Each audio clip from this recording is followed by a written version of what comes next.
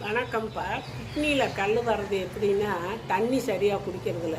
ரெண்டாவது இந்த ஏசியில் உட்காந்து வேலை பார்க்குறவங்க அந்த சில்னஸுக்கு தண்ணி குடிக்கணுங்கிற எண்ணமே வராது. அதனால் தண்ணியை குடிக்காமலே இருந்து கடைசியில் அந்த தண்ணி குடிக்காத பிரச்சனைனால கிட்னியில் கல் வந்துடுது. அதுக்கு நம்ம என்னென்ன சாப்பிட்ணும் அதை சரியாக்குறதுக்குன்னு இப்போ நான் சொல்கிறேன்.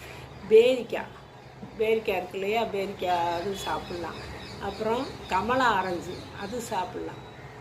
அப்புறம் இந்த கோவக்காய் நல்ல கிட்னிக்களை வெளியேற்றக்கூடியது. கோவக்காயை நீங்கள் கடித்து மென்று நம்ம வெள்ளரிக்காமல் இருக்கும் அப்படியும் சாப்பிட்லாம். இல்லாட்டி அது அப்படி நாங்கள் சாப்பிட முடியலன்னா அப்படியே நறுக்கி மிக்சியில் போட்டு ஜூஸாக போட்டு கூட குடிக்கலாம். வாழைத்தண்டு ஜூஸ் குடிக்கலாம். இதெல்லாம் செய்கிறதுக்கு நம்ம நிறைய தண்ணி குடிச்சிட்டோம்னா பிரச்சனையே இல்லை. நம்ம தேவையான தண்ணி ஒரு நாளைக்கு அதை 2.5 லிட்டர் 3 லிட்டருங்கிறாங்களா, அந்த தண்ணி நினச்சி பார்த்து ஒரு பாட்டில் அளவு வச்சுக்கிட்டு நீங்கள் அதை இன்றைக்கி 1 லிட்டர் பாட்டில்னா 2 பாட்டில் 3 பாட்டில் குடிச்சிட்டோங்கிற ஒரு அளவுக்கு வச்சுக்கோங்க. அப்படி குடித்தா உங்களுக்கு கிட்னி கல் வராது.